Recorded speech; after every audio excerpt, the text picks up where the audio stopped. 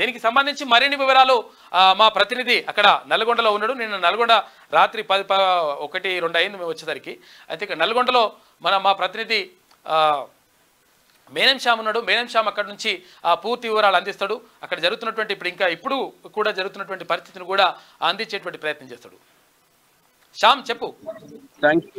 Thank you Sudarshan అన్న. అంటే వాస్తవంగా నిన్న రాత్రి ఏదైతే మనం అనుకున్నామో మీరు ఉన్నప్పుడు కూడా ఆ 4th రౌండ్ కౌంటింగ్ మాత్రం పూర్తయిన సమాచారం ఉన్నప్పటికీ 4th రౌండ్ కి సంబంధించిన పూర్తి వివరాలు అర్ధరాత్రి అయిన తర్వాత కూడా వెల్లడించిన పరిస్థితులు ఉంది.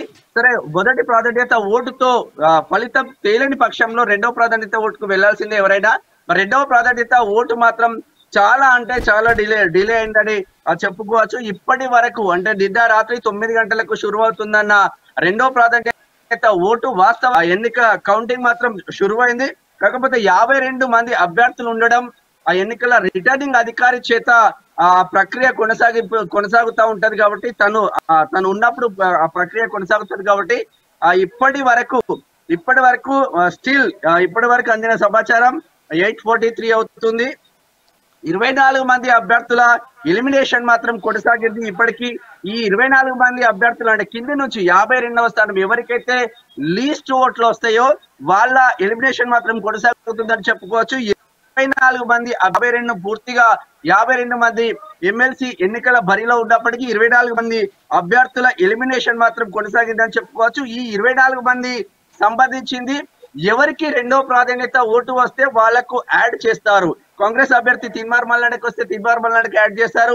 బీజేపీ అభ్యర్థి గుజ్జుల ప్రేమేందర్ రెడ్డికి వచ్చే గుజ్జుల ప్రేమేందర్ రెడ్డికి యాడ్ చేస్తారు. ఇక బీఆర్ఎస్ అభ్యర్థి ఏనుగుల రాకేష్ రెడ్డికి వస్తే రాకేష్ రెడ్డికి యాడ్ చేస్తారు. 24 మంది బిఫోర్ ఉన్న ఎవరికి అయినా రెండో ప్రాధాన్యత వస్తే ఇండిపెండెంట్ కావచ్చు, ఇంకోరు కావచ్చు వాళ్ళకు కూడా యాడ్ చేసే అవకాశం ఉంది. 24 మంది ఎలిమినేషన్ తర్వాత కాంగ్రెస్ పార్టీ అభ్యర్థి తిన్మార్ మల్లాడకు 20 ఓట్లు మాత్రం యాడ్ అయ్యాయి. అంటే 24 మంది అభ్యర్థుల రెండవ ప్రాధాన్యత ఓటు 220 మంది రెండవ ప్రాధాన్యత ఓటు తిన్మార్ మల్లన్నకు వేశారు. కాబట్టి తిన్మార్ మల్లన్న అకౌంట్ లో ఈ 220 ఓట్లు అనేది యాడ్ అయినాయి. అదే విధంగా బీఆర్ఎస్ పార్టీకి చెందిన రాకేష్ రెడ్డికి ఈ 24 మంది ఎవరైతే ఉంటారో ఎలిమినేషన్ ఆయనకు 139 ఓట్లు వచ్చిన నేపథ్యంలో బీజేపీ పార్టీ అభ్యర్థి గుజ్జుల ప్రేమేందర్ రెడ్డి 118 ఓట్లు సమకూర్చుకున్నాడు. 118 ఓట్లు వచ్చిన నేపథ్యంలో ఇండిపెండెంట్ అభ్యర్థి అశోక్ వాస్తవంగా అశోక్ మంచి ఓట్లు సాధించినాడని చెప్పుకోవచ్చు. ఇండిపెండెంట్ అభ్యర్థి అశోక్ కి 76 ఓట్లు మాత్రం వచ్చాయి. ఇక్కడ ఒక ట్విస్ట్ అయితే ఉంది సుదర్శన్ అన్న. ఇక్కడ అంటే నార్మల్ గా బక్కా జెడ్సెట్ కి వచ్చిన ఓట్లు మొత్తం 2050 ఓట్లు మాత్రమే. 2050 ఓట్లు. దాని తర్వాత ఏం జరుగుతుందంటే ఈ పాలకూరి అశోక్ ఇండిపెండెంట్ అభ్యర్థి నుంచి మేడ్ గా ఉంటది. ఇండిపెండెంట్ అభ్యర్థి పాలకూరి అశోక్ వచ్చిన ఓట్లు బీజేపీ అభ్యర్థి గుజ్జుల ప్రేమేందర్ రెడ్డికి వచ్చిన ఓట్లే కీలకంగా మారుతున్న పరిస్థితి మాత్రం ఇప్పుడు ఉన్నట్టు తెలుస్తా ఉంది. ఇద్దరికి మంచి ఓట్లు వచ్చినప్పటికీ ఇద్దరికి కలిపి ఇటు బీజేపీ అభ్యర్థి ప్రేమేందర్ రెడ్డి ఇటు ఇండిపెండెంట్ అభ్యర్థి అశోక్ కు కలిపి 73,563 ఓట్లు మాత్రం ఇద్దరి మాత్రం ఉన్నట్టు తెలుస్తా ఉంది. దీనిలోనే ఫలితం తేలే అవకాశం ఉంది. ఫలితం వచ్చే వరకు మాత్రం సాయంత్రం వరకు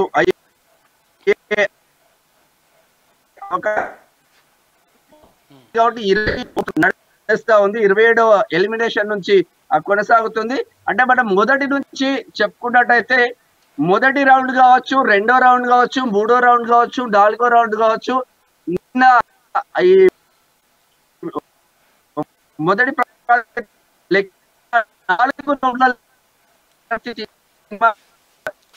ప్రతి రౌండ్ కి రాకేష్ మినిమం 4,000 పైచీలకు మాత్రం సాధించారు. ఇదే ట్రెండ్ కొనసాగితే తిన్మార్ మల్లలు ఈ రాష్ట్రంలో ఎవరు పరిస్థితులు బీఆర్ఎస్ కుయుక్తులు ఎన్ని చేసినా ఈ పన్నాగాలు ఎన్ని పండినా ఇక్కడ నల్గొండ మాజీ ఎమ్మెల్యే ఉంటాడు కంచెల భూపాల్ రెడ్డి ఆధ్వర్యంలో పల్లా రాజేశ్వర్ రెడ్డి ఆధ్వర్యంలో కేటీఆర్ దగ్గర నుంచి వచ్చిన సూచనల మేరకు లేదో గలాటా చేద్దామని చూస్తూ ఉంటారు కానీ ఆ గొడవ సర్దుబడిగే అవకాశం ఉంటది. అక్కడ కంచర్ల భూపాల్ రెడ్డి పైన కూడా నిన్న ఆర్ఓ కంప్లైంట్ చేసిన ఆ పరిస్థితి. హలో చెప్పండి శ్యామ్ చెప్పు. ఆర్ఓ కంప్లైంట్ చేసిన పరిస్థితి మాత్రం ఉంది. 25వ ఓట్ల కింది నుంచి 25 నుంచి అప్ టు 5th వరకు ఇప్పుడు కొనసాగుతుంది సుదర్శన్ అన్న. ఈ ఫలితం కూడా అంటే ఇప్పుడు కింది నుంచి చేసి 24 మంది ఎలిమినేషన్ అయితేనే 220 ఓట్లు వస్తాయి. ఇక్కడ నుంచి కొంచెం ఇంకా ఎక్కువ ఓట్లు సాధించే అవకాశం ఉంది. ఒక 500 వరకు యాడ్ అయ్యే అవకాశం ఉంది.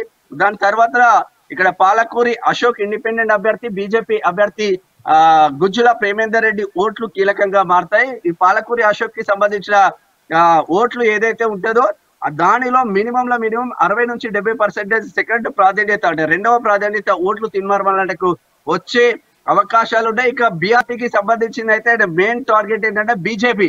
ఈయన బీజేపీ అధికార ప్రతినిధిగా ఉన్నాడు. బిఫోర్ హన్మకొండలో సీట్ రాకపోవడంతో ఆయన బీఆర్ఎస్ లో చేరిన పరిస్థితి.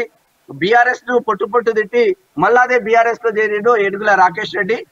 ఆ నేపథ్యంలో ఈయనకు అంటే గుజ్జుల ప్రేమేందర్ రెడ్డికి మొదటి ప్రాధాన్యత ఓటు ఏదైతే పడ్డదో అది 90% 80% ఏనుగుల రాకేష్ రెడ్డికి రెండవ ప్రాధాన్యత ఓటు పడే అవకాశాలు ఉన్నది. వై బికాజ్ అంటే ఇద్దరు కూడా సుదీర్ఘ కాలం పాటు ఆయన బీజేపీలో ఉన్నాడు, ఈయన కూడా సుదీర్ఘ కాలం పాటు బీజేపీలో పనిచేసిన వ్యక్తిగా, కొంచెం సత్సంబంధాలు కార్యకర్తలతో కలిగిన వ్యక్తిగా ఈయనకు రెండో ప్రాధాన్యత ఓటు. బీజేపీ వాళ్ళు అంటే వీళ్ళు బీఆర్ఎస్ బీజేపీ ములాఖాత్ అయిన నేపథ్యంలో కూడా ఈ ఓట్లు కొంచెం అటు ఇటు అయినట్టు తెలుస్తా ఉంది. ఏది ఏమైనా ఆయనకున్న ఓట్లు ఈ 45,000 ఓట్లు ఏదైతే ఉందో 45,000కు 45,000 ఓట్లు పడ్డా కూడా బీఆర్ఎస్ అభ్యర్థి ఏడుగుల రాకేష్ రెడ్డి గెలిచే అవకాశం అయితే లేదు.